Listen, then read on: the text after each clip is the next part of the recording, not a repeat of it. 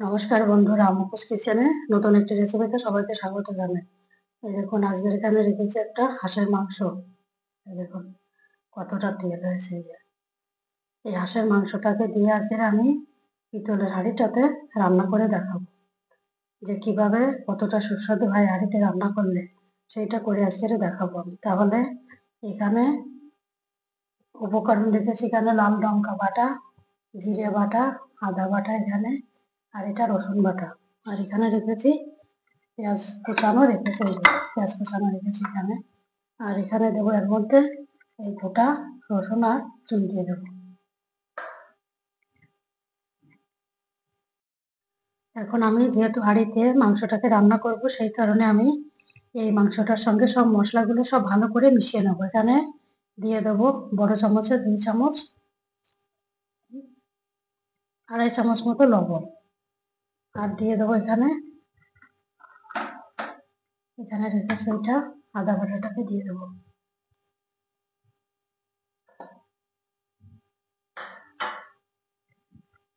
আর এখানে দিয়ে দেবো এই রসুন বাটা দিয়ে দেবো।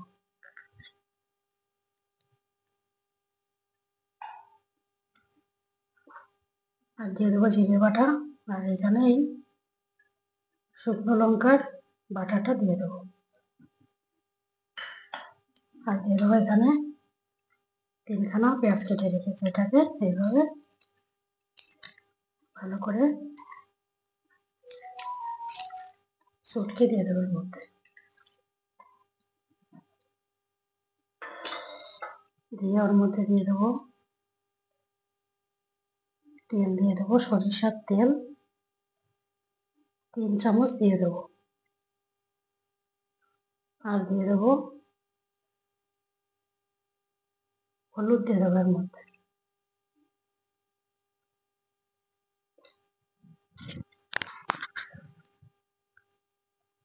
দিয়ে মাংসটাকে খুব ভালো করে মাখতে হবে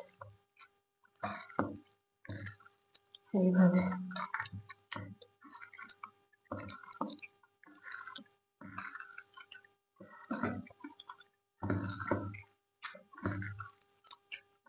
যতটা ভালো করে চটকে মাখানো যায় ততটা মাংসটাতে স্বাদ হবে ততটাই। বন্ধুরা, এইভাবে বানিয়ে খেয়ে দেখবেন যে কতটা ভালো লাগে।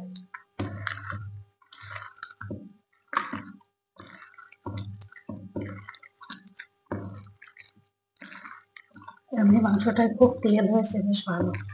আর শীতের শুরুতে তো এখনই এরকম কিভাবে তেল হয়েছে।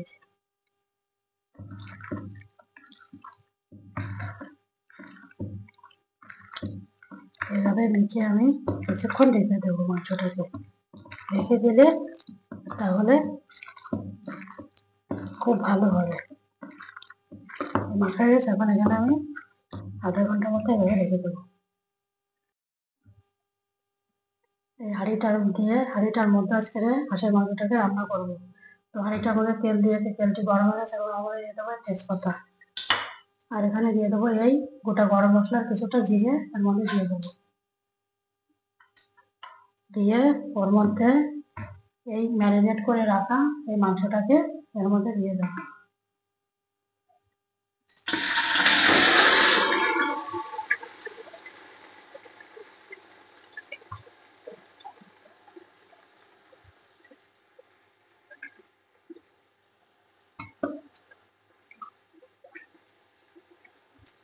দিয়ে ওর মধ্যে এই গোটা রসুনটাকে নুন দিয়ে দেবো।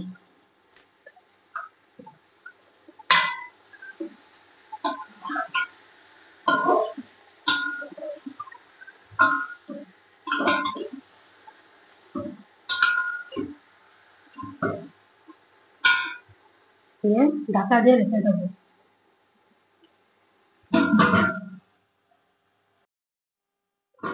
এবার মাঝে মাঝে ঢাকনাটাকে খুলে এটাকে এরকম করে নেড়ে নিতে হবে, তাহলে কি হবে, লেগে যাবে। যতক্ষণটা মশলাটা ভাজির মতো হয় ততক্ষণ ভালো করে নাড়তে হবে মাংসটাকে।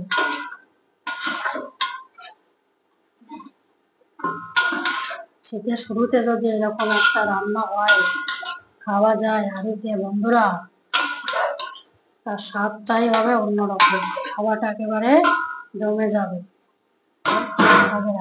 এখন মাংসটা এরকম কষানো হয়ে গেলে এর মধ্যে দিয়ে দেবো এখানে এই কেটে রাখা এই আলুগুলোকে দিয়ে দেবো।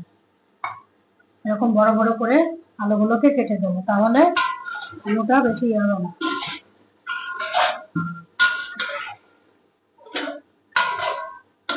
এতে বেশি পরিমাণে জল দেওয়া লাগবে না, সামান্য জল দিলে এটা রান্না হয়ে যাবে, মাংসটা একেবারে গলে যাবে। আবারও ঢাকা দিয়ে রেখে দেবো। এই মাংসটি খুব ভালো করে কষানো হয়ে গেছে। এখন ওর মধ্যে দিয়ে দেবো এই শিল ধোয়া জলটাকে, এর মধ্যে দিয়ে দেবো, আর একটুখানি দিয়ে দেবো। দিয়ে গরম জলটা দিলে বেশি ভালো হয়। এটাকে দিয়ে এবারে ঢাকা দিয়ে রেখে দেবো।